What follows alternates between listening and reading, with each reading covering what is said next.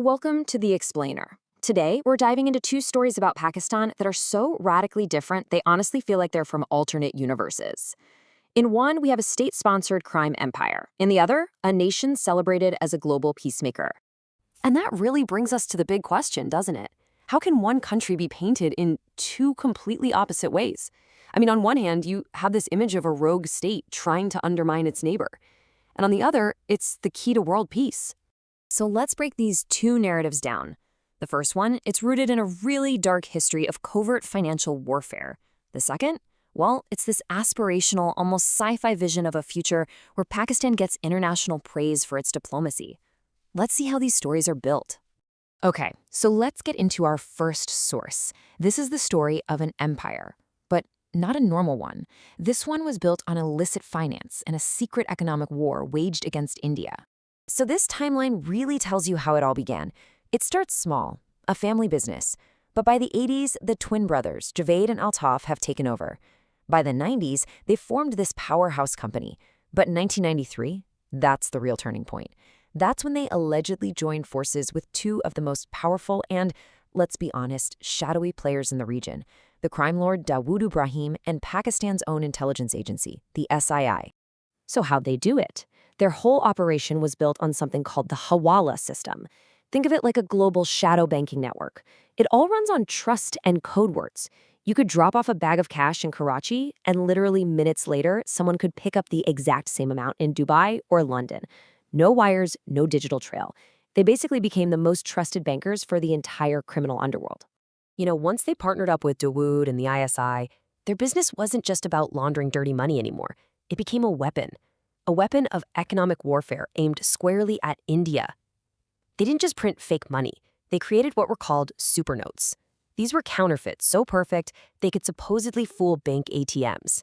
And they were allegedly printed in state-protected facilities, then smuggled into India to fund horrific terror attacks, like the 26/11 Mumbai siege, all while trying to crash the Indian economy.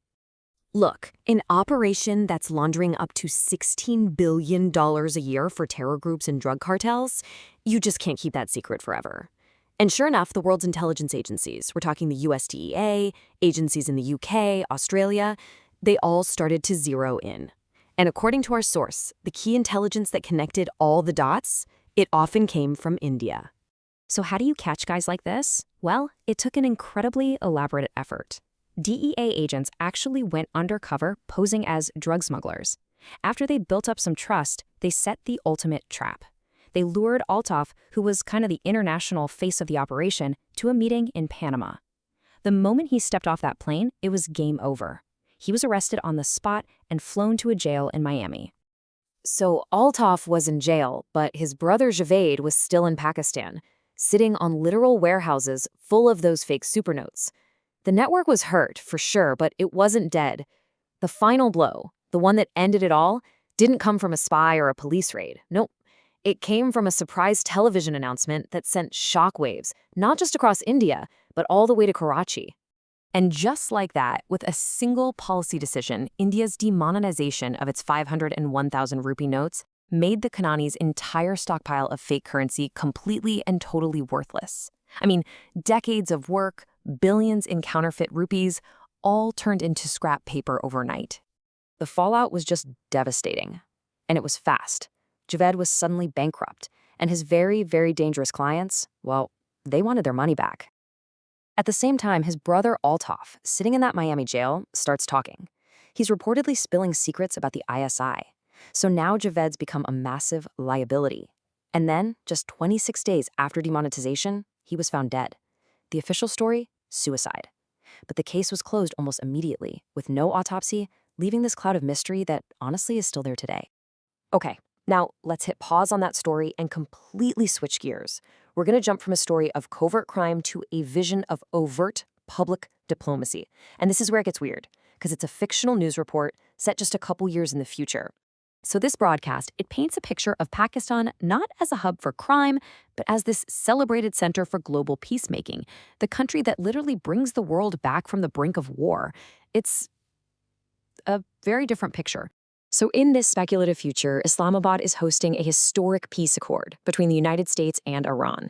And get this, According to the report, Pakistan is the indispensable mediator, the one country that's trusted by both sides. And it's not just the US and Iran. The report claims the entire world, China, Russia, the EU, is backing Pakistan's diplomatic efforts. Now, here's where it gets really interesting. It's how the story is framed. See, it's not just about Pakistan's success.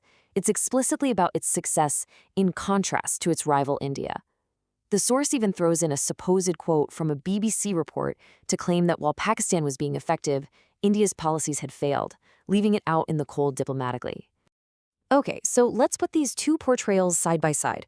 The contrast is, well, it's jarring, and it really highlights this fundamental conflict between how a nation can be perceived and maybe how it wants to be perceived. I mean, this comparison really gets to the heart of it all. In story number 1, Pakistan's identity is a hub of state-sponsored crime, its allies are terror groups, and its goal is to wage economic war on India. But in story number 2, its identity is a global peacemaker. Its allies are the world's superpowers, and its status is diplomatically superior to India.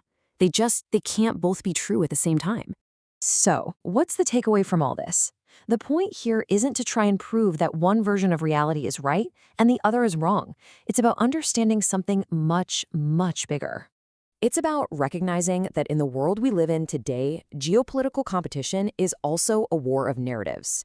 The real battlefield isn't always on the ground. It's a battle of stories. And these stories are incredibly powerful tools that nations use to define themselves, to find their rivals, and really shape their place in the world. And make no mistake, these stories have very real consequences. They influence foreign policy, they affect international investment, they can be used to rally support at home while trying to isolate an enemy abroad. If you really want to understand modern global conflicts, you have to understand the stories that the players are telling about themselves and about each other. And that leaves us with one final and I think crucial question. In a world that is just saturated with information, propaganda, and these competing national stories, how do we, as individuals, learn to see through the narratives and find what's actually real? That's a challenge that is only getting harder.